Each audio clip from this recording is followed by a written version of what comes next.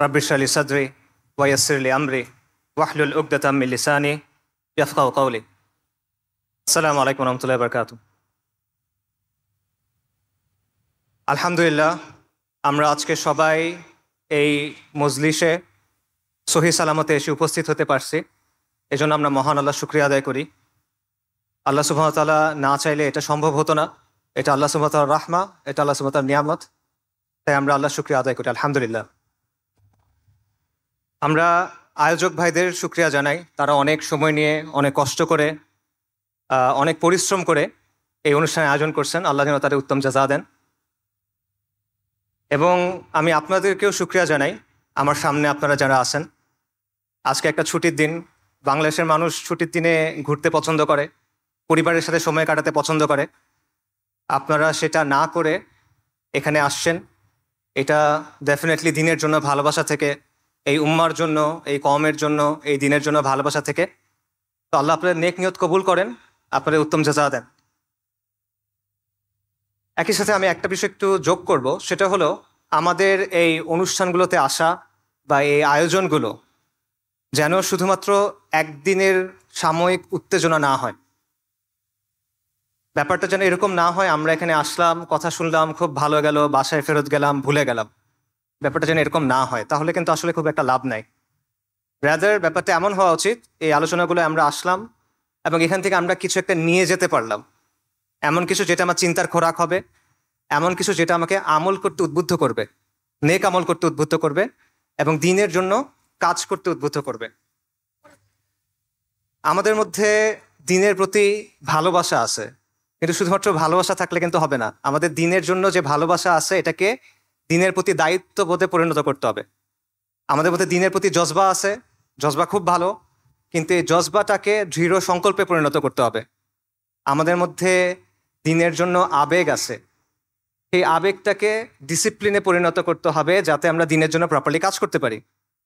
এবং আমাদের মধ্যে উত্তেজনা আছে, সেটাকে আমাদের কাজে লাগাতে হবে যাতে করে আমরা দিনের জন্য কুরবানি করতে পারি। তো এই ব্যাপারটা শুধুমাত্র আপনাদের কাজ না, এটা আমাদেরও দায়িত্ব আছে, বক্তাদের দায়িত্ব আছে, শ্রোতাদের দায়িত্ব আছে, আয়োজকদের দায়িত্ব আছে। বাট ইন জেনারেল আমি এই কথাটা বললাম এবং আমি দোয়া করি আল্লাহ আজ্জা ওয়াজাল যেন আমাদের এই চেষ্টাটা, আমাদের এই প্রচেষ্টা, আমাদের এই কথা, কষ্ট করে এখানে আসা, এটা কবুল করেন। কারণ মহান আল্লাহ সুবহানাহু ওয়া তাআলা যদি সন্তুষ্ট না হন, আল্লাহ যদি রাজি খুশি না হন, তাহলে আমরা যে কাজকর্ম করতেছি এগুলো আলটিমেটলি কোনো ফলাফল নাই। আর কয়েকদিন পর 5ই মে 2013 সালে শাপলা চত্বরে যে ম্যাসাকার, সেটার 1 যুগ পূর্তি। এটা ডেফিনেটলি একটা গুরুত্বপূর্ণ ঘটনা, এটা ডেফিনেটলি একটা ঐতিহাসিক ঘটনা। তো এটাকে কেন্দ্র করে আমি আলোচনা করার চেষ্টা করব। তবে আমাদের সামনে এরকম গুরুত্বপূর্ণ আরও কিছু তারিখ আছে।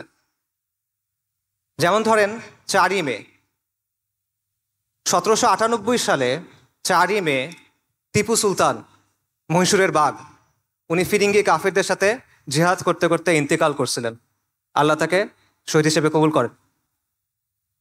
ফিরিঙ্গি কাফেরদের সাথে আমাদের যে দীর্ঘ সময়ব্যাপী সংগ্রাম হয়েছে, সেটার একটা প্রতীক হলো টিপু সুলতান। আরেকটা গুরুত্বপূর্ণ তারিখ আছে 6ই মে 1831 সালে 6ই মেতে বালাকোটের ময়দানে ইমাম সৈয়দ আহমেদ শহীদ এবং শাহ ইসমাইল শহীদ এবং তাদের জামাতের অনেক মুমিন মুজাহিদ শাহাদাত বরণ করছিলেন। এটা আমাদের সবার অনুপ্রেরণার একটা মূল জায়গা।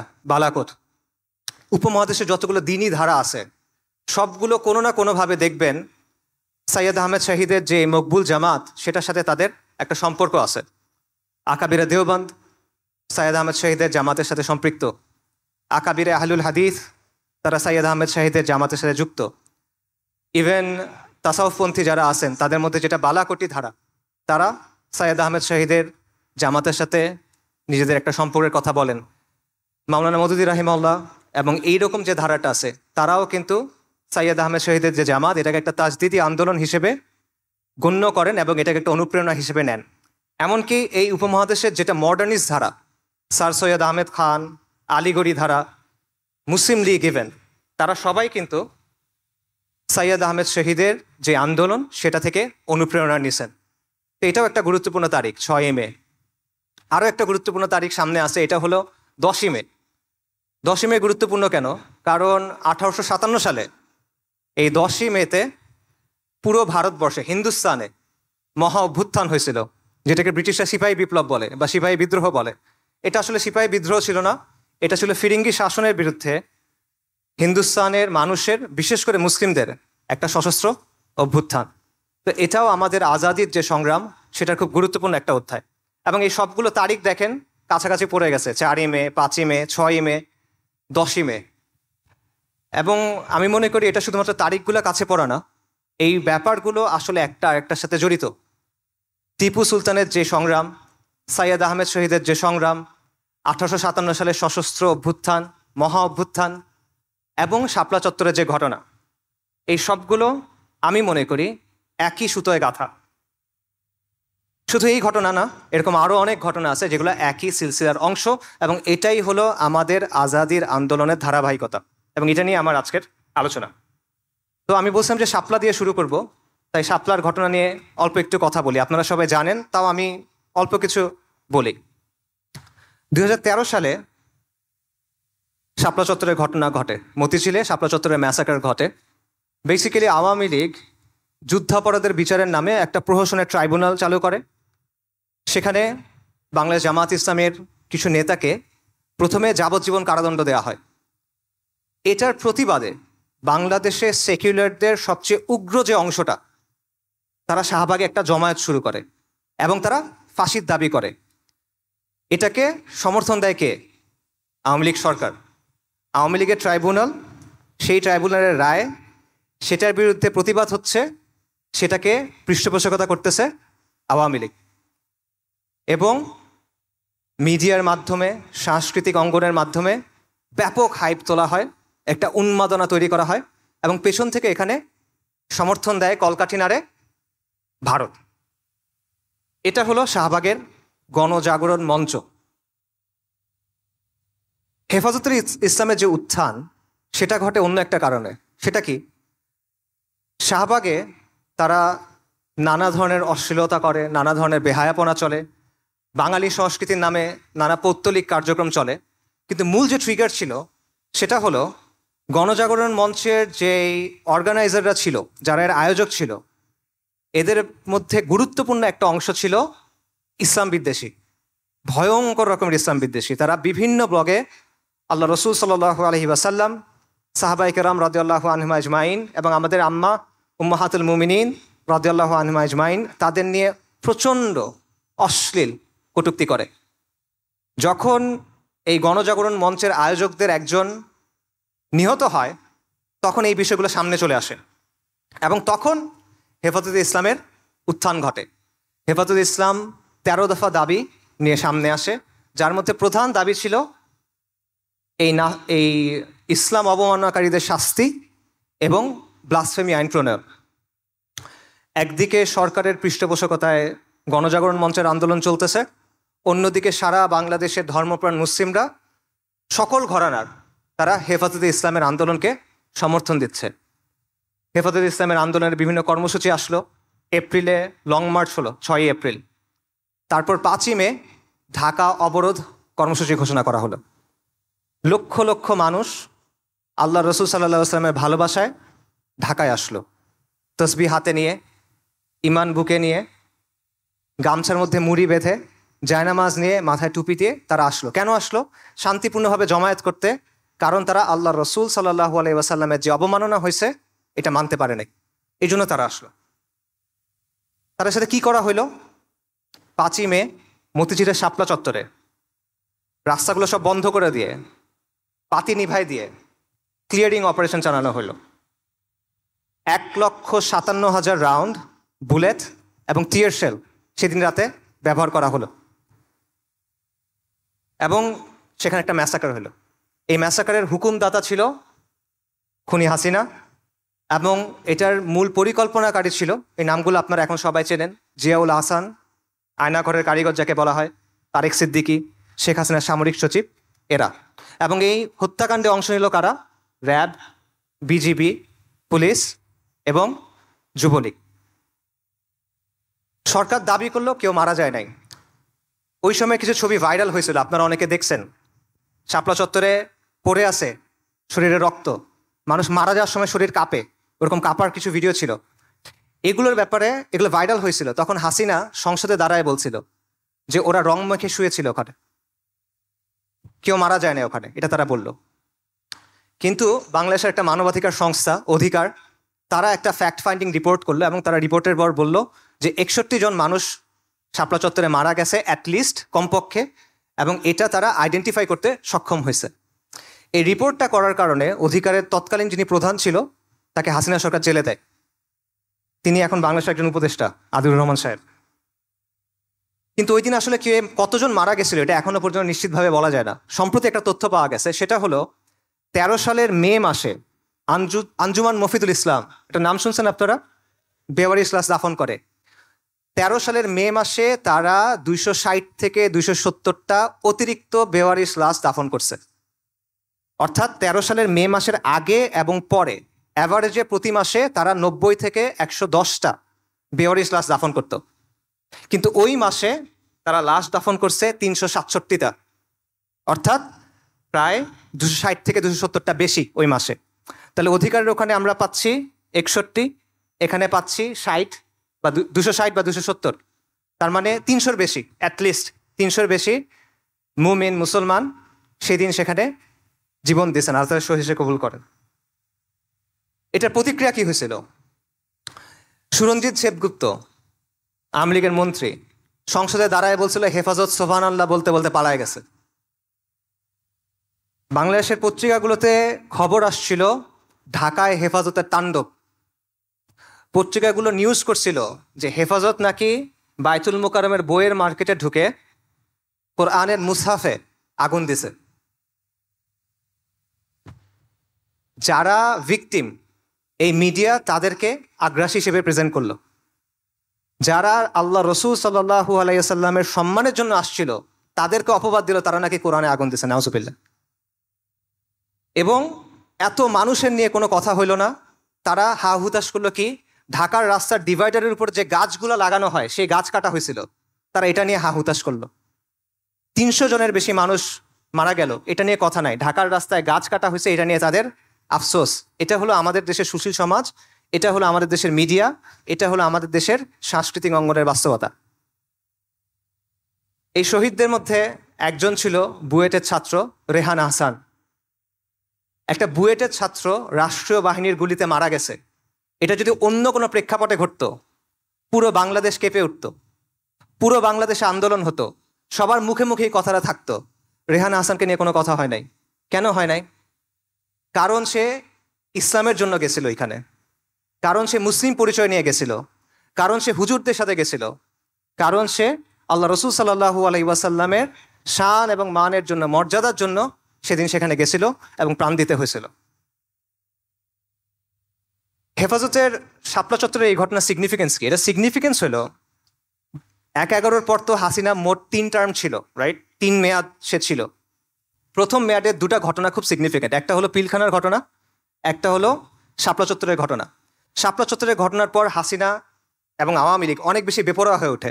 তাদের মধ্যে একটা আত্মবিশ্বাস জন্মায় না যায় যে কোনো আন্দোলনকে আমরা এভাবে দমন করে ফেলতে পারবো, এবং বিরোধীদের মধ্যেও একটা ভয় ঢুকে যায় যে হেফাজতের মতো যদি আমাদের সাথেও করে। এবং এর ফলে যেটা হলো, আওয়ামী, যেটাকে সবাই আওয়ামী ফ্যাসিবাদ বলে, আমি আওয়ামী জাহেলিয়াত বলি, আওয়ামী জাহেলিয়াত এই শাপলা চত্বরের ঘটনার পর একটা অ্যাডভান্স স্টেজে প্রবেশ করলো। এবং এই সময় যে বাংলাদেশের সমাজ এটা নিয়ে কথা বলে নাই, বাংলাদেশের, বিশেষ করে বাংলাদেশের আরবান মিডল ক্লাস, মানে শহুরে মধ্যবিত্ত শ্রেণী, তারা যে এটা নিয়ে কথা বলে নাই, এটার মাসুল পুরা বাংলাদেশকে দিতে হয়েছে আরো 11 বছর পর্যন্ত, 2024 সাল পর্যন্ত। আজকে 12 বছর পার হয়ে গেছে, এখনো রেহান আহসানদের হত্যার বিচার হয় নাই, এখনো শাপলা চত্বরের গণহত্যার বিচার হয় নাই, অবমাননাও এখন বন্ধ হয় নাই। এখনো রাখাল রাহার মতো অনেক মানুষ আল্লাহ এবং তার রসুল সাল্লাল্লাহু আলাইহি ওয়াসাল্লামকে নিয়ে অবমাননার কথা বলে, এখনো এটা বাংলাদেশে চলতেছে। শাপলাকে কিভাবে দেখা উচিত, শাপলা চত্বরের ঘটনাটাকে কিভাবে দেখা উচিত? এটা দুইভাবে দেখা যায়। এটা একটা দেখার উপায় হলো যে একদিকে শাহবাগে উগ্র সেকুলারদের উত্থান ঘটছিল এবং এটার প্রতিক্রিয়া হিসেবে বাংলাদেশের রক্ষণশীল যে সমাজ, বাংলাদেশের ধর্মপ্রাণ যে অংশটা, এটার প্রতিক্রিয়া হিসেবে তাদের প্রতিক্রিয়া ছিল হেফাজত ইসলামের আন্দোলন। এটা হলো একটা দৃষ্টিভঙ্গি, এবং এই আন্দোলনটাকে হাসিনা মোকাবেলা করার জন্য প্রচণ্ড রাষ্ট্রীয় শক্তি ব্যবহার করছিল, যে কারণে এই ম্যাসাকার ঘটছে। এটা হলো একটা দৃষ্টিভঙ্গি। কিন্তু আমি ব্যাপারটা এভাবে দেখি না। আমার কাছে শাপলা একটা সংগঠনের একটা কর্মসূচি না, আমার কাছে শাপলা একটা দিনের একটাও ঘটনার না। আমার কাছে শাপলা হলো একটা চেতনার নাম, একটা আদর্শের নাম এবং একটা স্বপ্নের নাম। শাপলা হলো অনেক লম্বা একটা সংগ্রামের একটা ধারাবাহিকতা, যেটা এখনো শেষ হয় না, যেটা আরো চলবে। শাপলা হলো কুফরি নিজামের বিরুদ্ধে, কুফরি শক্তির বিরুদ্ধে এই কওমের এবং এই জমিনের যে মুসলিমরা আছে তাদের যেই ক্রমাগত সংগ্রাম, তাদের যে ক্রমাগত আন্দোলন, সেটার একটা ধারাবাহিকতা যেটা বহু শতাব্দী ধরে চলমান, এবং এটারই একটা অধ্যায় হলো শাপলা চত্বর। এটা আমার মত, এবং এই সংগ্রামটাকেই আমি বলতেছি আমাদের আজাদির সংগ্রাম, এবং এটা নিয়ে আজকে আলোচনা। আজাদির আন্দোলন বা আজাদির সংগ্রাম, এটা দুটো অর্থ হয়। একটা অর্থ হলো প্রচলিত অর্থ, যে স্বাধীনতার আন্দোলন, যে আমাদের 200 বছর ইংরেজদের শাসন ছিল, এরপর আমরা উপমহাদেশের মুসলিমরা বা হিন্দুস্তানের মুসলিমরা তার একটা নিজস্ব রাষ্ট্র পাইছে পাকিস্তান, এটা একটা আজাদি ছিল। 71 সালে বাংলাদেশ হয়েছে, এটা একটা আজাদি ছিল। তারপর হাসিনার আওয়ামী জাহিলিয়াতের পরে 24 সালে হাসিনার পতন হয়েছে, এটাও একটা আজাদি। এটা একটা ব্যাখ্যা আছে, আমি এটা মনে করি না। আমার মতে আমি আজাদি শব্দটা অন্য একটা অর্থে ব্যবহার করতেছি। সেটা হলো আজাদির আন্দোলন হলো ওই আন্দোলন যেটা এই জমিনের মুসলিমরা শুরু থেকে করে আসতেছে, এবং এই আন্দোলন এখনো শেষ হয় নাই। এই জমিনে মুসলিমদের হিস্ট্রি যদি আপনি দেখেন, তাহলে দেখবেন ক্রমাগত এখানে দুয়াত আসছেন, ক্রমাগত এখানে অলি আউলিয়ারা আসছেন, ক্রমাগত এখানে মাশায়েকরা আসছেন, এবং তারা এখানে মজলুম মানুষের পক্ষে দাঁড়াইছেন। তারা এখানে কুফরি এবং শিরকি শক্তির বিরুদ্ধে প্রতিরোধ গড়ে তুলছেন, দাওয়ার কাজ করছেন, ইসলার কাজ করছেন, জিহাদের কাজ করছেন, এবং এই কন্টিনিউয়াস একটা ধারা আপনি দেখবেন চলমান। আমি মনে করি এইটা হলো আমাদের আজাদির আন্দোলন, কারণ আজাদির অর্থ হলো মুক্তি, রাইট? তো মানুষের মুক্তি কখন আসে? মানুষের মুক্তি কোন সময় আসে? মানুষের মুক্তি আসে যখন সে কুফর এবং শিরকের অন্ধকার থেকে বের হয়ে তাওহীদ এবং ইমানের আলোতে আসে। এটার বাইরে তো আর কোনো মুক্তি নাই। এটার বাইরে দুনিয়াবি সেন্সে অনেক মুক্তি আছে, কিন্তু আলটিমেট যে সেন্স, চিরন্তন যে অর্থ, সেই অর্থে মুক্তি তো এটাই। বাংলা এই বঙ্গভূমিতে, মুসলিম বঙ্গে কন্টিনিউয়াসলি যে ওলামায়ে কেরাম আসছেন, মুজাদ্দিদগণ আসছেন, দায়ীগণ আসছেন, তারা কিসের জন্য এতগুলো কষ্ট করছেন? তারা কিসের জন্য এত কাজ করছেন? কাদেসিয়ার যুদ্ধের একটা বিখ্যাত ঘটনা আছে, আপনারা সবাই জানেন। ইসলামী খিলাফা যখন পারস্য সাম্রাজ্যকে আক্রমণ করলো, মহাবীর রুস্তম তার সামনে মুসলিমদের একজন প্রতিনিধি গেলেন। প্রতিনিধির নাম হলো সাহাবী রবি ইবনে আমর রাদিয়াল্লাহু আনহু। রুস্তম তাকে জিজ্ঞেস করলেন যে তোমরা এখানে কেন আসছো, কি চাও তোমরা মুসলিমরা? উনি তখন বললেন, আমাদেরকে আল্লাহ পাঠাইছেন, আমরা আসছি মানুষকে মানুষের গোলামি থেকে বের করে এক আল্লাহর গোলামির দিকে নেয়ার জন্য। আমরা আসছি মানুষকে দুনিয়ার সংকীর্ণতা থেকে বের করে দুনিয়া এবং আখিরাতের প্রশস্ততার দিকে নেয়ার জন্য। আমরা আসছি ধর্মের অন্যায় এবং অবিচার থেকে মানুষকে দিন ইসলামের আদল এবং ইনসাফের দিকে আনার জন্য। আল্লাহ আমাদেরকে পাঠাইছে তার দিন সহ, যেন সমগ্র মখলুকের কাছে আমরা এই দিনের দাওয়াত নিয়ে যাই। এই জন্যই সাহাবায়ে কেরাম পুরো বিশ্বে দাওয়াত নিয়ে ছড়ায় পড়ছিলেন। এই জন্যই বারবার এই ভূমিতে মুজাদ্দিদগণ আসছেন, দায়ীগণ আসছেন, মাশায়েখগণ আসছেন। এই জন্যই তো তারা কাজ করে গেছেন। সো এটাই হলো ওই ধারা, এটাই হলো ওই সিলসিলা যেটার কথা আমরা বলতেছি। আমরা জাতি রাষ্ট্রকেন্দ্রিক যেই স্বাধীনতা, সেটার কথা আমি বলতেছি না। আমি বলতেছি জাহেলিয়াতের অন্ধকার থেকে দিন ইসলামে আসার যে স্বাধীনতা, সেটার কথা। এবং এই আজাদির আন্দোলন চলমান, এটা এখনো শেষ হয় নাই। জাতি রাষ্ট্রকেন্দ্রিক আজাদির আন্দোলন শেষ হয়ে গেছে, এটা আপনি বলতে পারেন, কিন্তু দিন ইসলামের জন্য যে আন্দোলন, সেই আন্দোলন এখনো শেষ হয় নাই। এই আন্দোলন কখন শেষ হবে? যখন আমরা মানুষের বাদ মতবাদ ফেলে দিয়ে এক আল্লাহর কালামের দিকে যাব, যখন আমরা তন্ত্রমন্ত্র ফেলে দিয়ে কোরআনের শাসনের দিকে যাব, যখন আল্লাহর জমিনে গায়রুল্লাহ শাসন বাদ দিয়ে আমরা এক আল্লাহর যে বিধান, সেটা যখন কায়েম হবে, তখন এই আন্দোলন শেষ হবে। তার আগ পর্যন্ত এই আন্দোলন চলমান থাকবে। তো সেই আন্দোলনের কথা আমি বলতেছি। তো এখানে একটা কথা বলে রাখি, আজকে আমি কি আলোচনা করবো এটা নিয়ে যখন কথা হচ্ছিল, তখন অর্গানাইজার ভাইরা আমাকে বলতেছিলেন যে আলোচনায় আদব এবং আখলাক নিয়ে কিছু নাসিহা করার জন্য। এটা আসলে আমার কাছে একটু খারাপ লাগছে। আদব আখলাক নিয়ে আলোচনা করাটা খারাপ লাগার কিছু না, এটা তো দিন ইসলামের অংশ, অবশ্যই এটা নিয়ে অনেক আলোচনা হবে। নবী সাল্লাল্লাহু আলাইহি ওয়াসাল্লামের হাদিস আছে, মুয়াত্তা মালিকে আসছে, যেটার বক্তব্যটা হলো এরকম যে নবী সাল্লাল্লাহু আলাইহি ওয়াসাল্লামকে পাঠানো হয়েছে সুন্দর চরিত্রকে পরিপূর্ণতা দেওয়ার জন্য। তো আদব এবং আখলাক, সুন্দর আদব এবং আখলাক, এটা তো দিন ইসলামের অংশ, অপরিহার্য অংশ। এটা সবসময় আমাদের আলোচনার মধ্যে থাকবে, এটা নিয়ে কোনো সমস্যা নাই। এটার জন্য আমার খারাপ লাগে নাই। আমার খারাপ লাগছে কারণ ভাইরা এই কথাটা বলতেছেন, কারণ ভাইরা মনে করতেছেন যে ভাইরা এখানে আসবেন তাদের জন্য এই নসিহাটা একটু বিশেষভাবে গুরুত্বপূর্ণ, এবং এটা বাস্তব। কারণ আমরা দ্বীনের কথা বলি, আমরা দ্বীনের বিজয়ের কথা বলি, আমরা দ্বীনের জন্য কাজের কথা বলি, কিন্তু আমাদের আচার আচরণের ক্ষেত্রে, আমাদের কথার ক্ষেত্রে, আমাদের আখলাকের ক্ষেত্রে নবী সাল্লাল্লাহু আলাইহি ওয়াসাল্লামের সুন্নাহর উপস্থিতি অনেক সময় থাকে না। আমরা কথা বলার সময় অনেক সময় উগ্র হয়ে যাই, আমরা অনেক সময় মানুষের উপর এমন একটা ইলজাম দেই, একটা অভিযোগ দেই যেটা আসলে জাস্টিফাইড না। এগুলো কোনোটাই তো নবী সাল্লাল্লাহু আলাইহি ওয়াসাল্লামের সুন্নাহর সাথে মেলে না, এগুলো তো কোনোটাই একজন মুসলিমের সিফাত হওয়া উচিত না, কিন্তু বারবার আমাদের থেকে এটা হয়। এটা তো বাহ্যিক সুন্নাহ, যেভাবে আপনার পোশাক, আপনি পোশাকের মধ্যে সুন্নাহ পালন করার চেষ্টা করতেছেন, আপনার আদব আখলাকের মধ্যে তো এটা থাকার কথা, কিন্তু আনফর্চুনেটলি এটা আমাদের অনেকের মধ্যে থাকে না। এখন আপনারা যুক্তি দিতে পারেন যে আপনি আমাদেরকে এটা বলতেছেন অমুকরাও তো এরকম করে, তমুকরাও তো করে, ওদের আচরণ আরও খারাপ, ওদের আখলাক আরও খারাপ। হ্যাঁ সত্য, কিন্তু তাতে কি হয়েছে? এটা তো আপনার জন্য দলিল না। আরেকজনের কাজ দিয়ে তো আপনাকে বিচার করা হবে না। আপনার বিচার হবে আপনার জ্ঞান বুদ্ধি অনুযায়ী, আপনার বিচার হবে আপনার ইলম অনুযায়ী, আপনার বিচার হবে আপনার প্রেক্ষাপট অনুযায়ী। আরেকজন একটা ভুল কাজ করলে এটা তো আপনার ভুল করার জন্য দলিল হয়ে যায় না। এই জবাব কি আপনি আল্লাহ সুবহানাহু ওয়া তাআলাকে দিতে পারবেন? অমুক এটা করছিল তাই আমি এটা করছি? তো এই বিষয়টা মাথায় রাখা। আমি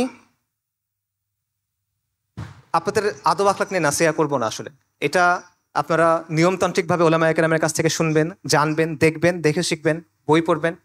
আমি যেটা করব সেটা হলো আপনাদেরকে আপনাদের যে শেকড়, আপনার যে পরিচয়, আপনাদের যে বংশ, সেটা চেনে দিব। কারণ আমাদের অবস্থাটা হয়েছে, আমরা অনেক রইস ফ্যামিলির মানুষ, আমরা অনেক সম্ভ্রান্ত এক সিলসিলার সন্তান, কিন্তু আমাদের পরিচয়টা আমরা ভুলে গেছি, আমাদের শেকড়টা আমরা ভুলে গেছি, আমাদের বংশ পরিচয়টা আমাদেরকে ভুলায় দেওয়া হয়েছে, এবং আমাদের অবস্থা হয়েছে সব কিছু ভুলে আমরা পথে ঘাটে ঘুরে বেড়াচ্ছি এবং আমাদের আচরণ ওরকম হয়ে গেছে। তো এই কারণে আমি আপনাদেরকে আপনাদের বংশটা, আপনাদের পরিচয়টা, আপনাদের আত্মপরিচয়ের শেকড়টা চেনায় দিব। তারপর আপনারা সিদ্ধান্ত নেবেন আপনার আচরণ কেমন হওয়া উচিত, আপনার কাজ কেমন হওয়া উচিত, আপনার কথা কেমন হওয়া উচিত। আমাদের আজাদির আন্দোলনের ইতিহাস, এটা শুরু কখন? আমরা জানি যে বাংলায় মুসলিম শাসন শুরু হলো ইখতিয়ার উদ্দিন মোহাম্মদ বিন বখতিয়ার খিলজির যে অভিযান, তারপর 1203 পর।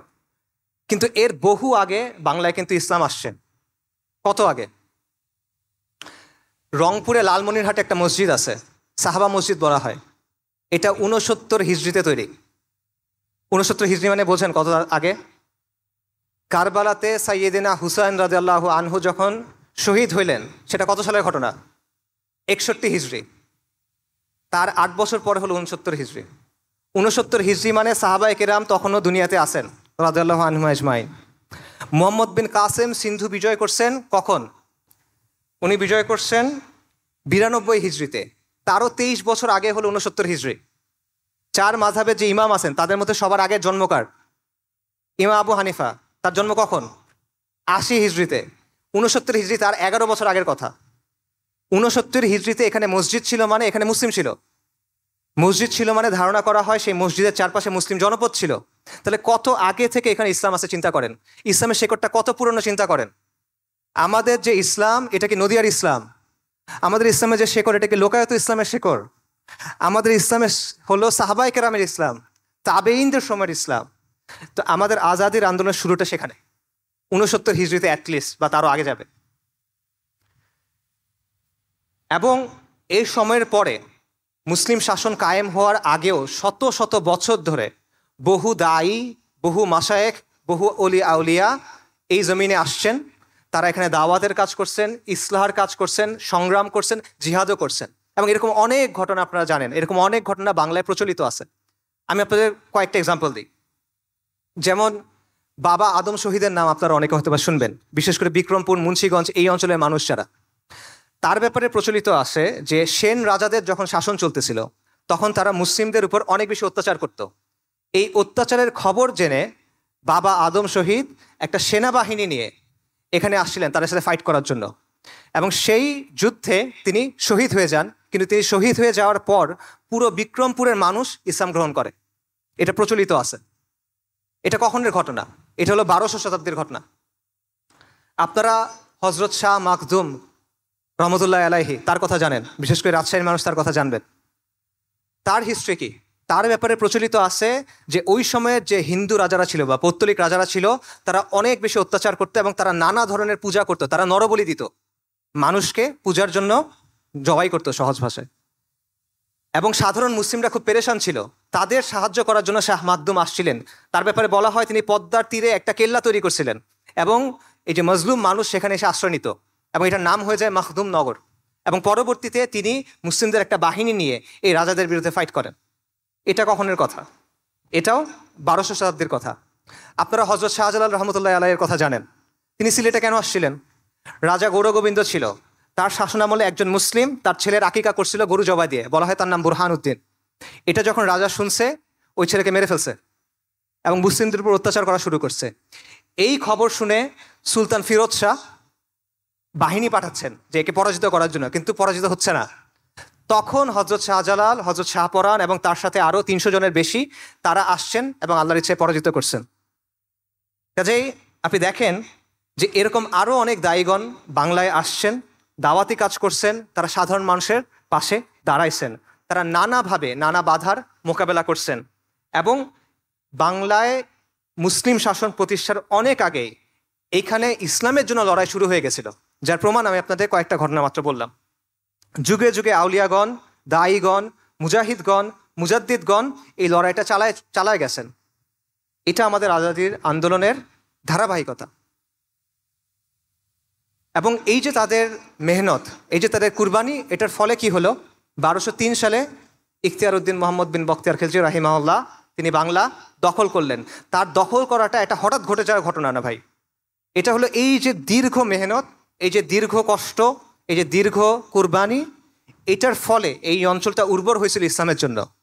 এবং এটা যখন উর্বর হয়েছে, তখন বাইরে থেকে যখন সাহায্য আসছে, আলহামদুলিল্লাহ এখানে মুসলিমরা কর্তৃত্ব অর্জন করছে। এবং এর 100 বছরের মধ্যে সমগ্র বাংলা মুসলিম শাসনের অধীনে চলে আসছে। এবং বাংলায় 550 বছর মুসলিমদের শাসন ছিল। সুলতানি আমল ছিল, তারপর শেরশাহর কিছু শাসন ছিল, 12 ভূঁইয়ার শাসন ছিল, মুঘল আমলে সুবা বাংলা ছিল, তারপর বাংলার নবাবদের শাসন ছিল। এবং এই সময়টা ছিল এই ভূখণ্ডের সবচেয়ে সমৃদ্ধ সময়। এই সময়টা ছিল যখন বাংলা ছিল পুরো পৃথিবীর একটা কসমোপলিটন হাব। এখন যেমন মানুষ ইউরোপে যায়, এখন যেমন মানুষ ব্যবসার জন্য আমেরিকাতে যায়, তখন মানুষ এখানে আসতো। ইবনে বতুতার বিখ্যাত লেখা আছে রেহলা, সেখানে উনি এই বাংলার ব্যাপারে আলোচনা করছেন। উনি বলতেছেন যে এটার মতো জায়গায় আমি আর দেখি নাই। এখানে যে যত ডাইভার্স, এত বিভিন্ন পণ্য পাওয়া যায়, এটা আমি আর কোথাও দেখি নাই। এত কমে কোথাও পাওয়া যায়, এটা আমি দেখি নাই। একজন ফ্রেঞ্চ পর্যটক আছে, সে বলছে বাংলা হলো প্রাচুর্যের জায়গা, প্রাচুর্যের জমি। এখান থেকে যে পরিমাণ জিনিস রপ্তানি হয়, আর কোনো জায়গা থেকে আমি দেখি নাই এত জায়গা জিনিস রপ্তানি হতে। এটা ছিল এই বাংলা। ব্রিটিশরা যখন ভারতবর্ষে ঢুকলো, আক্রমণ করলো, মুঘল আমলে পুরো বিশ্বের জিডিপির 25% ছিল হিন্দুস্তানের, এবং হিন্দুস্তানের সবচেয়ে সমৃদ্ধ জায়গা ছিল বাংলা। এটা ছিল মুসলিম শাসনের অবস্থা। কিন্তু এরপর কি হলো? এরপর হলো আমাদের লাঞ্ছনার অধ্যায়, যেটা শুরু হলো, যেটা এখনো চলতেছে। 1757 সালে আপনারা জানেন পলাশির যে যুদ্ধ হলো, সেই যুদ্ধে নবাব সিরাজউদ্দৌলা পরাজিত হলো। পরাজয়ের পিছনে অনেক কারণ ছিল। মীর জাফর, জগৎ শেঠ, তাদের গাদ্দারির একটা ভূমিকা ছিল। পাশাপাশি এই শাসক শ্রেণীর নিজেদের ভেতরকার অবক্ষয়, এটারও একটা ভূমিকা ছিল। এবং এর মাধ্যমে আমাদের উপরে ফিরিঙ্গি কাফেরদের যে শাসন, এটা চেপে বসলো এবং আমাদের লাঞ্ছনার একটা অধ্যায় শুরু হলো, যেটা আজ 300 বছর হইতে চলতেছে, প্রায় 250 বছর হয়ে গেছে। এটা এখনো চলমান। এবং এই শাসনটা আমাদেরকে ভেঙে চুরে দিল। হিন্দুস্তানে মুসলিমদেরকে আর কেউ পরাজিত করতে পারে নাই। এটা ইতিহাস ঘুরে দেখবেন, একবার মুসলিমরা এখানে কর্তৃত্ব অর্জন করার পর পৌত্তলিক শক্তি আমাদেরকে পরাজিত করতে পারে নাই। মাঝে মধ্যে কিছু কাজকর্ম করছে, বাট তাদেরকে মোকাবেলা করা গেছে। কিন্তু আমাদের পরাজিত করছে ফিরিঙ্গি কাফেররা। এবং তারা আমাদের পুরো সমাজ, আমাদের রাজনীতি, আমাদের অর্থনীতি, আমাদের শিক্ষা ব্যবস্থা সব ধ্বংস করে দিছে। কিভাবে ধ্বংস করছে? আমি যে ছোট ছোট কিছু এক্সাম্পল দেই। আমাদের গ্রামগুলো স্বনির্ভর ছিল, আমাদের গ্রামের সমাজগুলো স্বনির্ভর ছিল, তারা এটা পুরোপুরি ভেঙে দিল। তারা কি করলো? ইচ্ছা মতো ট্যাক্স ছাপাই দিল। এবং আগে গ্রামগুলো এক হয়ে ট্যাক্স দিত, মানে পুরো গ্রাম একসাথে ট্যাক্স আদায় করত। এখন তারা ঘরে ঘরে আলাদা করে ট্যাক্স নেওয়া শুরু করলো। এবং আগে পণ্য দিয়ে ট্যাক্স আদায় করা যেত, কৃষক তার ধান দিয়ে ট্যাক্স আদায় করবে। এখন হলো যে না, মুদ্রা দিয়ে ট্যাক্স আদায় করতে হবে। এইভাবে গ্রামের যে স্বনির্ভর অর্থনীতি ছিল সেটা ভেঙে গেল। তারা আমাদের কাছ থেকে ট্যাক্স নিত, সেই ট্যাক্সের টাকা দিয়ে আমাদের বানানো জিনিস কিনতো কম দামে। যেমন মসলিন, আপনারা জানেন ঢাকাইয়া মসলিনের বিখ্যাত জিনিস পুরো পৃথিবীতে খ্যাতি ছিল। নামমাত্র মূল্যে তারা এটা কিনে নিত, তারপর তারা এটা ব্রিটেনে পাঠাইতো, সেখানে তারা মুনাফা করত। টাকা আমাদের, শ্রম আমাদের, পণ্য আমাদের, মুনাফা ওদের। এটা হলো কোম্পানির শাসনের বাস্তবতা, ইস্ট ইন্ডিয়া কোম্পানির শাসনের বাস্তবতা। এবং এটাকে অনেক ঐতিহাসিক বলছে এটা হলো ডাকাতির শাসন। যেমন মার্কস বলছে এটা হলো নেইকেড প্লান্ডার, মানে নগ্ন লুটপাট। এবং আমেরিকান একজন ঐতিহাসিক আছেন রেজিনাল্ড রেইনল্ডস, সে বলতেছে এটা হলো robbery in the name of commerce, বাণিজ্যের নামে ডাকাতি। এই কাজটা তারা এখানে করছে। এবং এটার ফলে কি হয়েছে, যেই জায়গাটা ছিল হিন্দুস্তানের সবচেয়ে সমৃদ্ধ জায়গা, যেখানে 550 বছর মানুষ দারিদ্র কি চিনত না, সেখানে একের পর এক দুর্ভিক্ষ হওয়া শুরু করলো। যার মধ্যে বিখ্যাত একটা দুর্ভিক্ষ হলো 76-এর মনন্তর, ইংরেজি 1770 সালে এটা ঘটে। 76-এর মনন্তর, বাংলা হিসেবে বাংলা মাসে 1176। এবং এটা পুরোপুরি মানব সৃষ্ট একটা দুর্ভিক্ষ ছিল।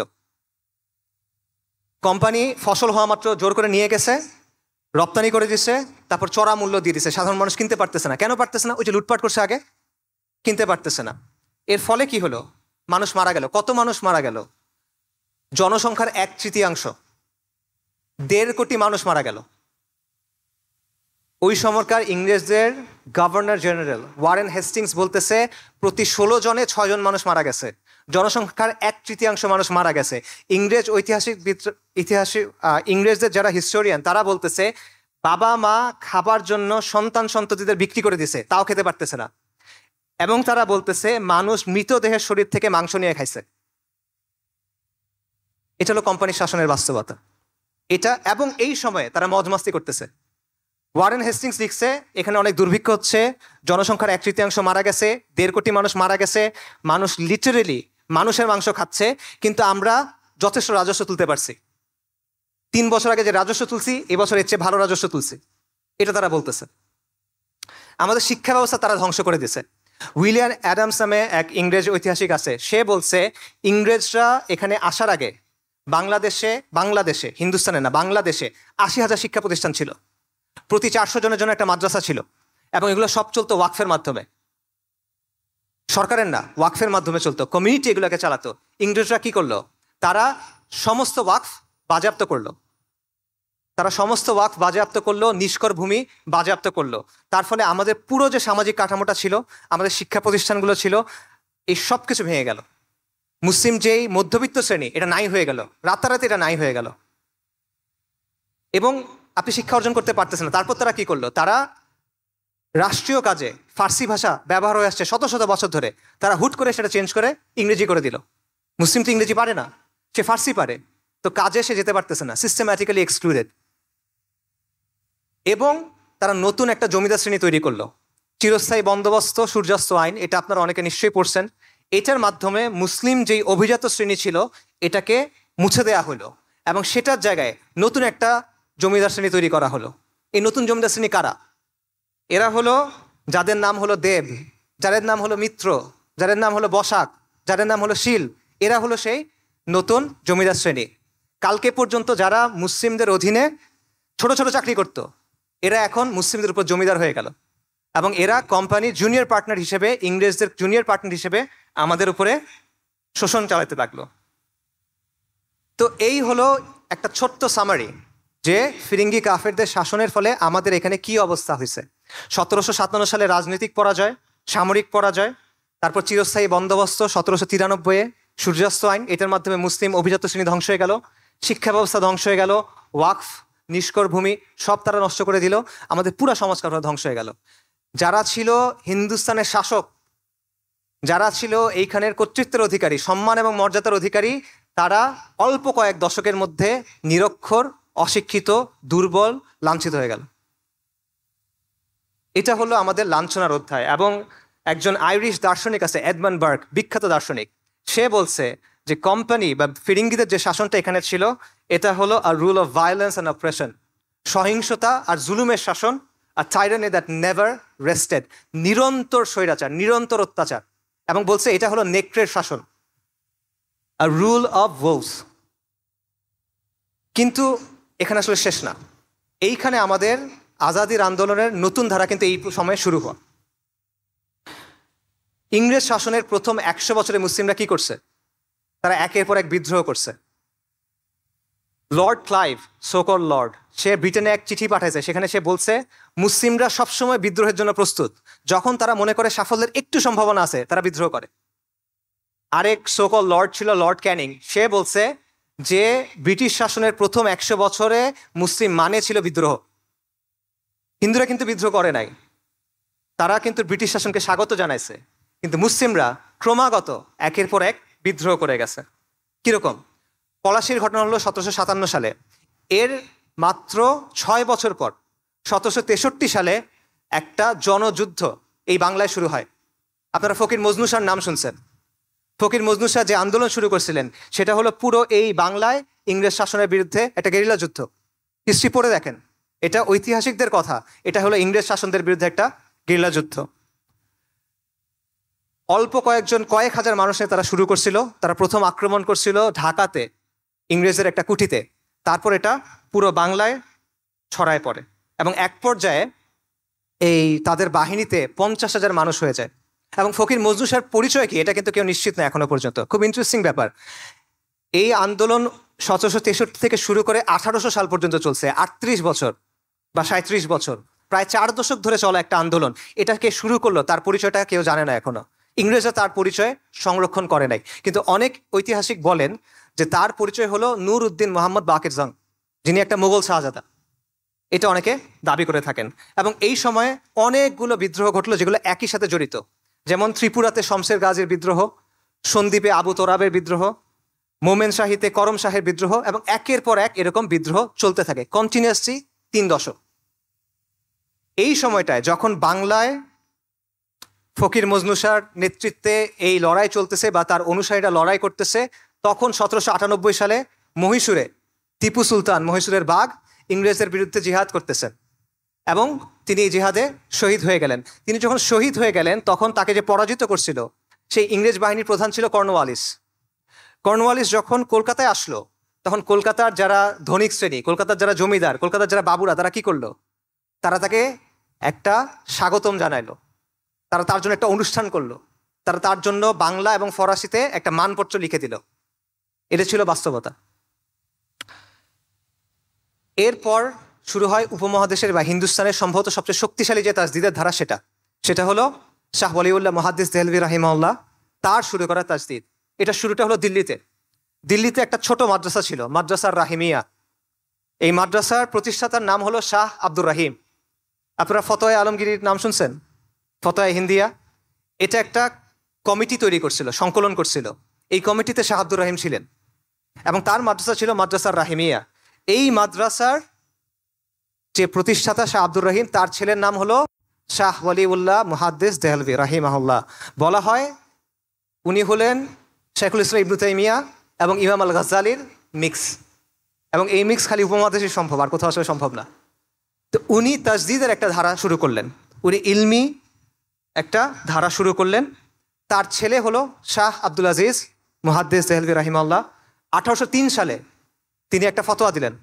এই আলোচনা আমি অন্য জায়গাতেও করছি, আপনারা শুনছেন নিশ্চয়ই, অন্যদের কাছেও শোনার কথা, বিখ্যাত ঘটনা।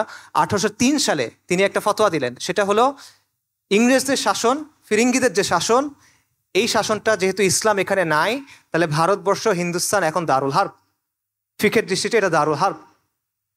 শাহ আব্দুল আজিজের এই ফতোয়া তখন অনেকেই গ্রহণ করে নিল এবং শাহ ওয়ালিউল্লাহ মুহাদ্দিস দেহলভীর যে তাজদিদের ধারা, শাহ আব্দুল আজিজ রাহিমাহুল্লাহর যেই ফতোয়া, এটার ফলাফল হলো তরিকায়ে মুহাম্মাদিয়া আন্দোলন বা জিহাদ আন্দোলন। এটা এই নামেই পরিচিত, জিহাদ আন্দোলন। ইংরেজরা এটাকে বলে ভারতবর্ষের ওয়াহাবি আন্দোলন, কিন্তু এটা আসল নাম হলো তরিকায়ে মুহাম্মাদিয়া। ইমাম সাইয়্যেদ আহমেদ শাহিদ, আপনারা তার নাম শুনছেন, তিনি এই আন্দোলন শুরু করলেন। ওনার জন্ম হলো 1786-তে। উনি একজন কোরাইশি হাশেমি পরিবারের থেকে। হাশেমি, বনু হাশেমের থেকে। এবং উনি আলেম ছিলেন না, উনি একজন যোদ্ধা ছিলেন, উনি একজন আবেদ ছিলেন, উনি একজন জাহিদ ছিলেন, এবং ওনার ব্যাপারে যত বর্ণনা আছে এটা শুনে মনে হয় যে উনি একজন ওয়ালি ছিলেন আল্লাহ।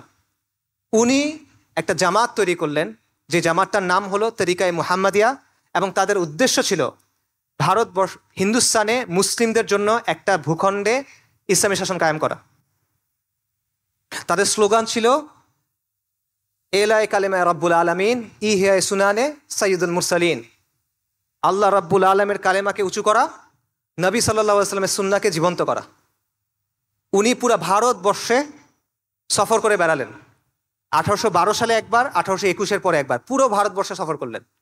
এবং সফর করে উনি মানুষকে তাওহীদ, ঈমান, সুন্নাহ শিক্ষা দিলেন এবং কুফর, শিরক, বিদা, জাহিলিয়াত থেকে ফেরত আসার জন্য আহ্বান করলেন। এটা প্রথমবার, প্রথম সফরের সময় পুরো ভারতে একটা নেটওয়ার্ক তৈরি হলো।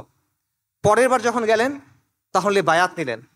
আগের বার বায়াত ছিল তরিকায়ে মুহাম্মাদিয়ার বায়াত, পরের বারে বায়াত ছিল জিহাদের বায়াত। এবং এই তরিকায়ে মুহাম্মাদিয়া আন্দোলন পরবর্তীতে 1831 সালে, একটু আগে বলতেছিলাম, 6 মে বালাকোটের প্রান্তরে শিখদের সাথে লড়াইয়ে তিনি সৈয়দ আহমেদ শহীদ হয়ে যান। শাহ মোহাম্মদ ইসমাইল রাহিমাহুল্লাহ তিনিও শহীদ হয়ে যান। কিন্তু এই আন্দোলনের প্রভাবটা এরপরে থেকে যায়। আমি একটু আগেই বলছি, উপমহাদেশের যতগুলো দিনী ধারা আছে এগুলো কোনো না কোনোভাবে এই তরিকায়ে মুহাম্মাদের সাথে যুক্ত। আকাবিরে দেওবন্দ, আকাবিরে আহলুল হাদিস সবাই এটার সাথে যুক্ত। হাজি ইমদাদুল্লাহ মুহাজির মাক্কি রাহিমাহুল্লাহ, আকাবিরে দেওবন্দ, তার ব্যাপারে বলা হয় তার বয়স যখন 3 বছর তখন তাদের গ্রামে সৈয়দ আহমেদ শহীদ আসছিল এবং সৈয়দ আহমেদের শহীদের কোলে তাকে দেয়া হয়েছিল। উনি তার কাছে বায়াত করছিলেন এবং তিনি শাহ মোহাম্মদ ইসহাকের কাছে শিখছিলেন, যিনি শাহ আব্দুল আজিজের নাতি। উপমহাদেশে আহলে হাদিসদের যারা বড় ব্যক্তি, 2জন বড় ব্যক্তি আছে, সৈয়দ নাজির হোসেন দেহলভি এবং নওয়াব সিদ্দিক খান ভূপালি বা কান্নৌজি। এনারা সবাই সৈয়দ আহমেদ শহীদের দ্বারা প্রভাবিত। উপমহাদেশের যে কারামত আলী জৈনপুরি রাহিমাহুল্লাহ, তার নাম আপনারা শুনছেন, ওনারা সৈয়দ আহমেদ শহীদের খালিফা। সবগুলো ধারা এটার দ্বারা প্রভাবিত এবং তারা তাসদিদের একটা ধারা চালু করলেন। এবং এটা বাংলাদেশেও ছিল। বালাকোটে বাংলাদেশের মুজাহিদ শহীদ হয়েছেন, সৈয়দ আহমেদ শহীদের কাছে বাংলাদেশের মানুষ বায়াত করছে। তিতুমির রাহিমাহুল্লাহ, বাংলার না, তিনি সৈয়দ আহমেদ শহীদের খলিফা ছিলেন। তিনি সৈয়দ আহমেদ শহীদের সাথে হজে গেছিলেন। এবং সৈয়দ আহমেদ শহীদের একজন বিখ্যাত খলিফা ছিলেন মাওলানা ইনায়েত আলী। উনি বাংলাদেশের এই যে উত্তরবঙ্গের যে এরিয়াটা, এখানে এসে দীর্ঘ সময় দাওয়া করছেন। এবং বাংলাদেশের যে মানুষ, বাংলাদেশের ছোট ছোট গ্রামের মানুষ, তারা মুষ্টি বলতো, এটা ছোট ছোট করে চাল দিত, প্রত্যেক ঘর থেকে চাল দিত। কেন? ওনারা জিহাদ করবেন, এই জিহাদের জন্য আমরা এটা দিচ্ছি। বাংলাদেশের মা বোনেরা তারা তাদের অলংকার দিত, কেন? মুজাহিদদের জন্য এটা দাও। এবং বাংলাদেশের ঘরের গরু বাছুর বিক্রি করে তারা মুজাহিদদের জন্য এটা দিত। ডেইলি স্টারের যে সম্পাদক আছে মাহফুজ আনাম সাহেব, তার বাবা আবুল মনসুর আহমেদ, তার একটা বই আছে আমার দেখা রাজনীতির 50 বছর। ওই বইয়ের প্রথম চ্যাপ্টারে দেখবেন ওনারা সৈয়দ আহমেদ শহীদের জামা, তাদের যে জামা, এই জামার কিছু গান ছিল, নাশিদ ছিল, সেই একটা নাশিদ ওই বইয়ের একদম শুরুতে উনি লিখছেন, কারণ ওনাদের গ্রামে এটার প্রভাব ছিল তখনও। এটা হলো সৈয়দ আহমেদ শহীদের আন্দোলনের প্রভাব। তার জামাতে বিখ্যাত বাঙালি কয়েকজন সদস্যের নাম আমি বলি। একজন হলো মাওলানা ইমামউদ্দিন আল বাঙ্গালী, নোয়াখালীর বিখ্যাত মানুষ, ওয়ারেস আলী বাঙ্গালী, নূর মোহাম্মদ নিজামপুরি আল বাঙ্গালী। এনারা সবাই সৈয়দ আহমেদ শহীদের জামার মধ্যে ছিলেন। তিতুমিরের কথা আপনারা সবাই জানেন। তিতুমির রাহিমাহুল্লাহ বাংলায় এসে এই দাওয়াতটা শুরু করছিলেন। বাংলার তখন মুসলমানদের অবস্থা কি? মুসলমানরা তখন ধুতি পরে, মুসলমানদের নাম হিন্দুদের মতো, মুসলমানদের নামের শুরুতে শ্রী যোগ করে, পূজার জন্য মুসলমানদের কর দিতে হয়, মসজিদ বানাতে হলে হিন্দুদের গিয়ে কর দিতে হয়, এরকম একটা অবস্থা। এবং মুসলমানরা হিন্দুদের অনুকরণ করতেছে সব কিছুর মধ্যে। এই অবস্থায় তিতুমির রাহিমাহুল্লাহ এসে কোরআন সুন্নাহর দাওয়াত দিলেন, কুফর শিরক বিদা ফাহিশার বিরুদ্ধে দাওয়াত দিলেন। এবং তিনি মুসলিমদের বললেন যে তোমাদের নাম এরকম হইতে হবে, তোমরা ধুতি বন্ধ করে এই পরো, লুঙ্গি পরো। এই বিষয়গুলো তারা তখন করলেন এবং তার চারপাশে বিরাট একটা জামাত তৈরি হয়ে গেল। এবং যখন জামাত তৈরি হয়ে গেল তখন এই হিন্দু জমিদাররা তার বিরোধিতা করলো, তাদের বিরুদ্ধে অ্যাটাক করা শুরু করলো। এবং তখন নারিকেল বাড়িয়াতে একটা বিরাট মসজিদ ছিল, সেইখানে তারা একটা কেল্লা তৈরি করলো, যেটার নাম হলো বাঁশের কেল্লা। এবং খণ্ড খণ্ড যুদ্ধ হলো, যেখানে তারা ইংরেজ আর্মিকেও পরাজিত করলো। 1830 নভেম্বর থেকে 1831 নভেম্বর পর্যন্ত 24 পরগনা এবং নদিয়ার বিশাল এলাকা তিতুমির রাহিমাহুল্লাহ যে জামাত দখল করে রাখছিল। এবং তিনি সেখানে ইসলামী শাসন কায়েম করছিলেন। তিনি নিজেকে বাদশা ঘোষণা করছিলেন এখানে। এবং ওখানে কাজী ছিল, ওখানে ইসলামী শরিয়া অনুযায়ী আদালত ছিল, বিচার হইতো। পরবর্তীতে 1831 সালে 19শে নভেম্বর বাঁশের কেল্লায় ইংরেজদের বিশাল বাহিনী আসলো। ফজরের পর আক্রমণ হলো। তিতুমীর রাহিমাহুল্লাহ তার সন্তান সহ তার জামাত সহ শহীদ হয়ে গেলেন। তার বাহিনীর সেনাপতি ছিল গোলাম মাসুম, তার ভাগ্নে। তাকে ইংরেজরা বলল যে তুমি মাফ চাও, ক্ষমা চাও, তোমাকে ছেড়ে দিব। উনি বললেন আমরা ফিরিঙ্গি কাফেরদের কাছে মাফ চাইবো না। তখন ওনাকে ওইখানে ফাঁসি দেয়া হলো। এবং তখন ইংরেজ বাহিনীর এক মেজর বলতেছিল যে আমরা আজকে জিতছি, কিন্তু আজকে যারা প্রাণ দিছে সে তার নিজের ধর্মের জন্য যুদ্ধ করছে এবং সে তার দেশের জন্য যুদ্ধ করছে এবং তারা মহাপুরুষ। ইংরেজরা এটা বলতেছে। এটা হলো আমাদের আজাদির আন্দোলনের ধারা। এটা হলো আপনার পূর্বপুরুষ ভাই। হাজী শরীয়তুল্লাহর আন্দোলন, ফরাজি আন্দোলন নিয়ে আমি দীর্ঘ আলোচনা করছি অন্য জায়গায়, এখানে অত কথা বলবো না। ফরাজিদের অবস্থা সেম ছিল, বাংলার অবস্থা একই রকমের ছিল। একই রকমের কুসংস্কার, একই রকমের বেদা, একই রকমের শিরকি প্রথা বাংলার মধ্যে ঢুকে গেছিল। পার্থক্য হলো তরিকায়ে মুহাম্মাদিয়া এবং তিতুমীর সরাসরি লড়াই শুরু করছেন, কিন্তু হাজী শরীয়তুল্লাহ এটা করতে পারেন নাই। তারা প্রথমে সমাজের মধ্যে দাওয়াতি কাজ করছেন, ইসলাহি কাজ করছেন, মানুষকে দিনের দিকে ডাকছেন। পরবর্তীতে তারা আন্দোলন সংগ্রাম করছেন। কিরকম? তারা কর দেন নাই, অসহযোগ আন্দোলন করছেন। তারা নীলকরদের কুঠি ঘেরাও করছেন। তারা কৃষক বিদ্রোহ করছেন। তারা খাসমহল দখল করে নিছেন। এবং তারা কি করছেন, তাদের যে অঞ্চল ছিল, যেই অঞ্চলে তাদের নিয়ন্ত্রণ ছিল, সেখানে তারা শরিয়া অনুযায়ী বিচার করতেন। অর্থাৎ ব্রিটিশ শাসনের অধীনে থেকে তারা নিজস্ব একটা ছায়া শাসন ব্যবস্থা গড়ে তুলছিলেন। এটা হলো ফরাজি আন্দোলনের অবস্থা। এবং ফরাজি আন্দোলনের স্লোগান ছিল যে তারা বলছিল যে জমিন যার, লাঙ্গল যার, জমিন তার। এবং তাদের স্লোগান ছিল যে সৃষ্টি যার, আইন তার। এগুলো তাদের স্লোগান। এবং এই যে তরিকায়ে মুহাম্মাদিয়া যে আন্দোলন, জিহাদ আন্দোলন, তিতুমীর রাহিমাহুল্লাহ যে আন্দোলন, হাজী শরীয়তুল্লাহ যে আন্দোলন, এগুলো সব এক সুতায় গাথা। এবং এটা কিরকম ছিল যে ফরাজি আন্দোলনের প্রভাব ছিল বাংলার পূর্ব দিকে এবং দক্ষিণ দিকে, আর তরিকায়ে মুহাম্মাদিয়া যে আন্দোলন এটার প্রভাব ছিল উত্তর এবং পশ্চিমবঙ্গে। এবং এই দুটো মিলে পুরো বাংলা কাভার হয়ে যায়। এবং ইংরেজরা এই দুটাকে একই মনে করতো, এই জন্য তারা দুটাকেই বলতো ওয়াহাবি আন্দোলন, যদিও এই দুটার মধ্যে কিছু পার্থক্য ছিল। এরপর হলো ওলামায়ে সাদিকপুর। এটা হলো সৈয়দ আহমেদ শহীদের আন্দোলনের সবচেয়ে সক্রিয় যে ধারা, সেটা হলো ওলামায়ে সাদিকপুর। সৈয়দ আহমেদ শহীদ 1831 সালে শহীদ হয়ে গেলেন। তার দুজন বিখ্যাত খলিফা ছিলেন, একজনের নাম একটু আগে বলছি, মাওলানা উইলায়াত আলী এবং মাওলানা ইনায়াত আলী রাহিমাহুমুল্লাহ। তারা হলেন পাটনার সাদিকপুরের একটা সম্ভ্রান্ত পরিবারের সন্তান, আলেম ছিলেন তারা। তারা 1840 সালের দিকে ঠিক করলেন যে না, এই ফিরিঙ্গিদের বিরুদ্ধে আমরা আবার জিহাদ শুরু করব। এবং তারা পুরো ভারতে আবার নেটওয়ার্ক করে তুললেন। তারা যুদ্ধ শুরু করলেন কোথায়? ওয়াজিরিস্তানে, সিত্তানায়। আর তাদের দাওয়াতি কেন্দ্র ছিল পাটনায়। আর তারা পুরো হিন্দুস্তান থেকে মানুষকে, অর্থকে সেখানে পাঠাতেন। এবং বাংলায় তাদের দাওয়াতি কাজ ছিল, বিশেষ করে মাওলানা ইনায়াত আলী রাহিমাহুল্লাহ এই বাংলার উত্তরবঙ্গে তাদের ব্যাপক কাজ ছিল। এবং 1845 থেকে শুরু করে প্রায় 30 বছর ক্রমাগত তারা ব্রিটিশদের বিরুদ্ধে ফাইট করে গেছেন। ব্রিটিশরা তাদের পরাজিত করার জন্য একের পর এক বাহিনী পাঠিয়েছে, পরাজিত করতে পারে নাই। এবং তারা বলছে এরা হলো হিন্দুস্তানে আমাদের শাসনের জন্য একটা চিরস্থায়ী হুমকি, পরাজিত করতে পারে নাই তাদেরকে। এবং বাংলায় যেটা বললাম, তরিকায়ে মুহাম্মাদিয়ার যে আন্দোলন, মাওলানা উলামায়ে সাদিকপুরের যে আন্দোলন, সেটার অবস্থান ছিল। এবং তাদের এখানে দাওয়াতি কাজকর্ম ছিল, যেটার প্রভাব এখনো বিদ্যমান। এবং শেখ ডক্টর আসাদুল্লাহ গালিব, তার একটা থিসিস আছে, সেখানে তিনি বলতেছেন যে মাওলানা ইনায়াত আলী দাওয়াতের কারণেই এই অঞ্চলগুলো এখন আহলে হাদিস, কারণ তাদের মধ্যে প্রোটো আহলে হাদিস কিছু ব্যাপার ছিল। একটা ইন্টারেস্টিং বিষয় হলো মাওলানা ইনায়াত আলী ওয়াজিরিস্তানে জিহাদ করছেন, জিহাদ আন্দোলনকে তিনি অর্গানাইজ করছেন। আবার তিনি বাংলায় ছিলেন, বাংলায় দাওয়াতি কাজ করছেন, কিন্তু বাংলায় কিন্তু তারা জিহাদ করেন নাই। ফরাজি আন্দোলন বাংলায় জিহাদ করে নাই, কিন্তু তারা ওয়াজিরিস্তানে এবং বালাকোটে সাহায্য পাঠাইছে, তিতুমীরের কাছে সাহায্য পাঠাইছে। এটা কেন? এটার সুনির্দিষ্ট কোনো উত্তর জানা যায় না। তবে এটার একটা ব্যাখ্যা হইতে পারে এরকম যে ওইখানের যে বাস্তবতা, সিত্তানার যে বাস্তবতা, দুর্গম অঞ্চল, পাহাড়ি অঞ্চল, সীমান্তবর্তী অঞ্চল, ওইখানকার মানুষ হলো গোত্রীয় মানুষ, যোদ্ধা মানুষ। এই বাস্তবতাগুলো এখানে ছিল না, যেই কারণে এখানে তারা দাওয়াতি কাজ করছেন কিন্তু লড়াই করেন নাই। আল্লাহু আলাম। এরপর হলো 1857 সালের মহা অভ্যুত্থান, যেটাকে ইংরেজরা সিপাহী বিপ্লব বলে। এটা সিপাহী বিপ্লব না, এটা হলো ইংরেজ শাসনের বিরুদ্ধে একটা অভ্যুত্থান, একটা সশস্ত্র অভ্যুত্থান ছিল এটা, যেটা ব্যর্থ হয়েছিল। কিন্তু এই অভ্যুত্থানের পেছনে এটা একটা জাতীয় অভ্যুত্থান ছিল। এখানে হিন্দুরাও অংশগ্রহণ করছে, শিখরাও অংশগ্রহণ করছে, এটা সত্য। কিন্তু এখানে মূল চালিকা ছিল মুসলিমরা, এটা ব্রিটিশ ঐতিহাসিকরা স্বীকার করে। এবং তরিকায়ে মুহাম্মাদিয়ার যেই নেতারা ছিলেন তারা এখানে ব্যাপক ভূমিকা রাখছেন। যেমন মাওলানা ইনায়াত আলী, তিনি মাওলানা বুলায়েত আলী হায়দ্রাবাদের যে মুসলিম সেনারা ছিল, সৈনিকরা ছিল, তাদের উদ্বুদ্ধ করছিল যে তোমরা এদের বিরুদ্ধে বিদ্রোহ করো। এবং এভাবে অন্যান্য নেতারা পাঞ্জাব এবং মাদ্রাসায় এভাবে উদ্বুদ্ধ করছিল। মাওলানা আহমদুল্লাহ শাহ নামে একজন মানুষ ছিলেন রাহিমাহুল্লাহ, তিনি ইন্ডিয়া ঘুরে ঘুরে মুসলিমদের কাছে বয়ান করতেন যে এই ফিরিঙ্গি কাফেরদের বিরুদ্ধে আমাদের জিহাদ করতে হবে, এরা আমাদের উপর অনাচার করতেছে, এরা আমাদের উপর কুফর চাপায় দিছে, এদের বিরুদ্ধে আমাদের জিহাদ করতে হবে।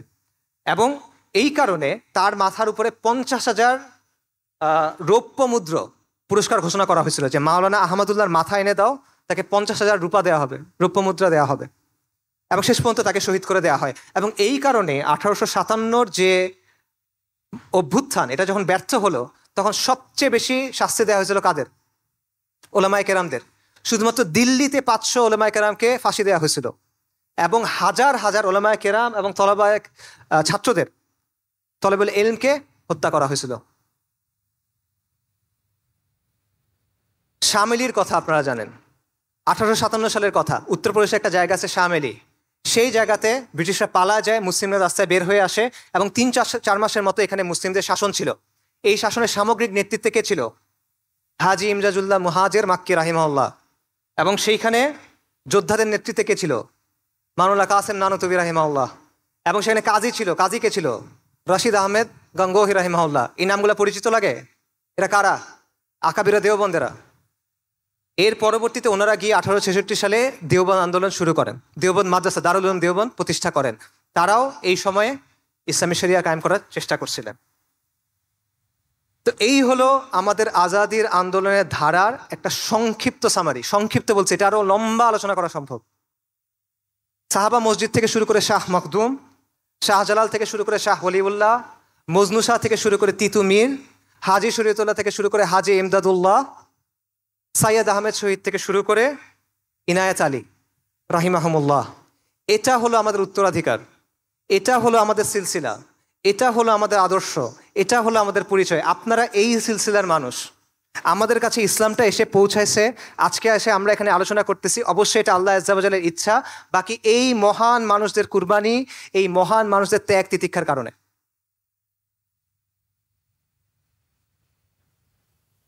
আমি একটা বিষয়ে অনেক সময় চিন্তা করি, সেটা হলো নারিকেল বাড়িয়ায় বাঁশের কেল্লা যে শেষ লড়াইটা হয়েছিল, এটা হয়েছিল ফজরের পর, ফজরের নামাজের পর। কিন্তু রাতেই ফিরিঙ্গিরা বাঁশের কেল্লা ঘিরে ফেলছিল। আমি যেটা চিন্তা করি সেটা হলো, এই লড়াইটার আগে তিতু মীর রাহিমাহুল্লাহ কি চিন্তা করতেছিলেন? তিনি তো বুঝে ফেলছেন যে লড়াই করতে হবে, শাহাদাতের সংকল্প করে ফেলছেন। তখন উনি কি চিন্তা করতেছিলেন? ফজরের নামাজে দাঁড়ানোর আগে উনি কি চিন্তা করতেছেন? এটা আমার প্রায় মনে হয়, শাহাদাতের কথা যেহেতু আসছে, ডেফিনেটলি উনি আল্লাহর কথা চিন্তা করছেন, আল্লাহ দিদারের কথা চিন্তা করছেন, আখেরাতের কথা চিন্তা করছেন, কবরের সওয়াল জবাবের কথা চিন্তা করছেন, হাউজে কাউসারের কথা চিন্তা করছেন, নিশ্চিতভাবে, অবশ্যই। বাট এর বাইরে আর কি চিন্তা করছেন তিনি? তিনি কি ভবিষ্যতের কথা ভাবছেন কিনা? তিনি কি চিন্তা করছেন কিনা যে তাদের যে কোরবানি, এটা কিভাবে ভবিষ্যৎ প্রজন্মকে প্রভাবিত করবে? তিনি কি এটা ভাবছেন কিনা যে তারা যে রক্ত দিচ্ছেন, তারা রক্ত দিবেন, কিন্তু এই রক্তের স্রোত শতাব্দী থেকে শতাব্দীতে প্রভাবিত হবে। এই রক্তের স্রোত, এই রক্তের ঋণ প্রজন্ম থেকে প্রজন্মান্তরে থেকে যাবে, এটা উনি ভাবছিলেন কিনা? আমাদের শরীরে এই রক্ত, আপনি এই রক্তের উত্তরাধিকারী এবং এই রক্তের ঋণ আমাদের শোধ করতে হবে। এটা হলো আপনার পরিচয় ভাই, আপনি এই সিলসিলার অংশ। আমরা এটা ভুলে কোথায় আছি এখন?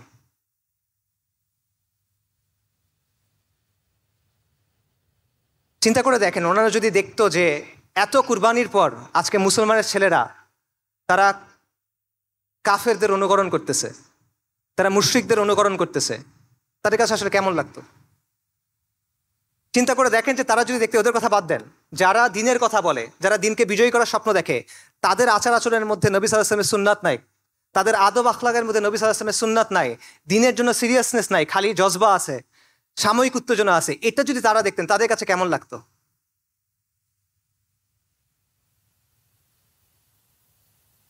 আপনারা অনেক সম্মানিত, অনেক মর্যাদাবান একটা পরম্পরার অংশ, আমরা অনেক মর্যাদাবান একটা সিলসিলার অংশ, আমরা অনেক বড় গৌরবের উত্তরাধিকারী, কিন্তু এটা আমরা বুঝি না, এটা আমরা উপলব্ধি করি না।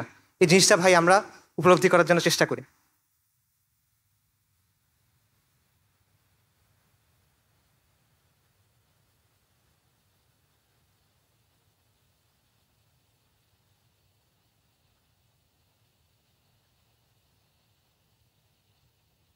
শাপলার কথায় ফেরত আসি।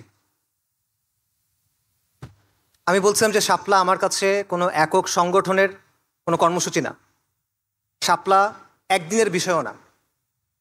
আমি মনে করি শাপলা একটা চেতনার নাম, শাপলা একটা স্বপ্নের নাম।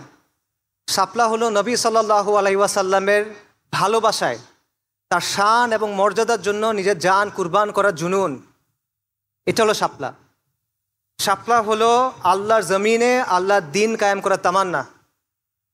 শাপলা হলো তাওহীদের ভিত্তিতে সমাজ এবং সভ্যতা নির্মাণের সংকল্প।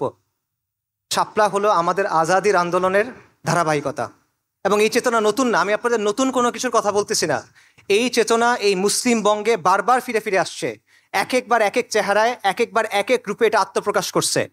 কখনো শাহ ওলিউল্লাহ মুহাদ্দিস দেহলভী তাজদীদে, কখনো তরিকায় মুহাম্মাদিয়া জিহাদে, কখনো তিতুমিরের বাঁশের কেল্লায়, কখনো হাজী শরীয়তুল্লাহ সামাজিক আন্দোলনে। বারবার এই চেতনা ফিরে ফিরে আসছে। এই চেতনা ফিরে আসছে 1857 মহা অভ্যুত্থানে, এই চেতনা ফিরে আসছে আকাবিরে দেওবন্দের আন্দোলনে, উলামায়ে সাদিকপুরের জিহাদে। এই চেতনা চালিত করছে মাওলানা মওদুদীকে, এই চেতনা চালিত করছে মাওলানা ইসরার আহমেদকে, এই চেতনা চালিত করছে মাওলানা আব্দুর রহিমকে এবং তাদের প্রকল্পকে, এবং এই চেতনা আলোকিত করছে শাইখুল হাদিস মুফতি আমিনী আল্লামা আহমেদ শফি তাদের কাজকে রাহিমাহুমুল্লাহ। এই চেতনা বারবার ফিরে আসছে, কখনো হয়তোবা দুর্বল হয়ে, কখনো হয়তোবা সীমাবদ্ধ হয়ে, কখনো হয়তোবা ত্রুটি নিয়ে, কখনো হয়তোবা মুমূর্ষ হয়ে, কিন্তু এই চেতনা কখনো হার মানে নাই। শত শত বছরে যে উত্থান পতন ঘটছে, কখনো এই চেতনা হার মানে নাই, বরং বন্দিত্ব, নির্বাসন, নির্যাতন এই সব কিছু উপেক্ষা করে রক্তের নদী পার হয়ে লাশের পাহাড় ঠেলে এই চেতনা বাংলায় এসে বলে গেছে লাব্বাইক ইয়া আল্লাহ লাব্বাইক। শাপলা কেবলমাত্র শাহবাগের প্রতিক্রিয়া না, শাপলা কেবল একদিনের আন্দোলন না। শাপলা হলো ফিরিঙ্গিদের চাপায় দেওয়া সেকুলার ব্যবস্থার বিরুদ্ধে, ফিরিঙ্গিদের চাপায় দেওয়া নিজামের বিরুদ্ধে বিদ্রোহ করে নিজামে ইসলাম কায়েম করার তামান্না। এমন একটা সভ্যতা কায়েম করার তামান্না যেখানে সমাজের ভিত্তি হবে ঈমান এবং ইসলামী মূল্যবোধ, যেখানে ব্যক্তি থেকে শুরু করে শাসন সব কিছু তাওহীদের ভিত্তিতে বিন্যস্ত হবে, এবং যেখানে শাসনের ভিত্তি হবে শরিয়া, আইনের উৎস হবে আল্লাহর কিতাব। যতদিন এই কওমের মধ্যে তাওহীদি চেতনা থাকবে, যতদিন এই মুসলিম বঙ্গের মানুষের মধ্যে ঈমান থাকবে, ততদিন এই চেতনা বারবার সামনে আসবে। কখনো মক্তব থেকে আসবে, কখনো মাদ্রাসা থেকে আসবে, কখনো স্কুল কলেজ বিশ্ববিদ্যালয় থেকে আসবে, কখনো গ্রামের মাটি থেকে আসবে, কখনো এই শহরের কংক্রিটের জঙ্গলের ভেতর থেকে আসবে। কিন্তু প্রজন্ম থেকে প্রজন্মে এই আন্দোলন চলবে, হাত থেকে হাতে মশাল ঘুরবে, কিন্তু আমাদের আজাদির আন্দোলন চলমান থাকবে। এবং যতদিন পর্যন্ত এই অঞ্চলের মানুষের মধ্যে ঈমান থাকবে, তাওহীদের অনুসারীরা এই মাটিতে খুঁটি কেড়ে বলবে লাব্বাইক ইয়া আল্লাহ লাব্বাইক। এই আন্দোলন চলবে যতক্ষণ পর্যন্ত এই জমিনে আল্লাহর দিন কায়েম না হয়, এবং ইনশাআল্লাহ এই জমিনে আল্লাহর দিন কায়েম হবে।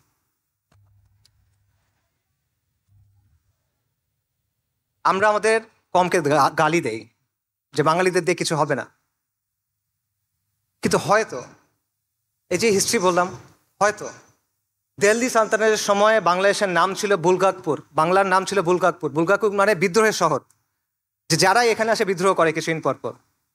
এটা এখানের হিস্ট্রি। আর একটা ইতিহাসটা আমি আপনাদের বললাম, রিসেন্ট হিস্ট্রি দেখেন। 47-এর সময় পাকিস্তান আন্দোলনের সবচেয়ে আগে যোগ দিয়েছে এখানকার মানুষ।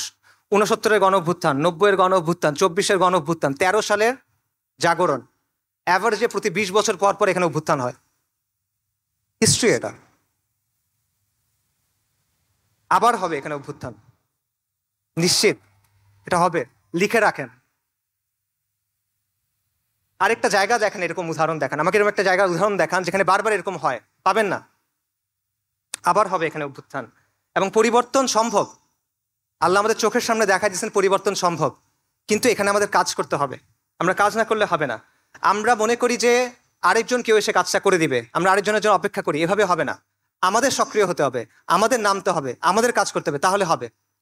5ই অগস্টের কথা চিন্তা করেন, তখন অনেক মানুষের একটা প্রশ্ন ছিল, এই লং মার্চ হবে, সবাই কি আসবে, এই যে হাসিনা সে কি আসলে যাবে?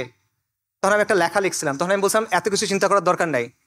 কে ডাক দিল, কে ডাক দিল না, কে কালকে থাকলো, কে কালকে থাকলো না, এগুলো নিয়ে চিন্তা করেন না।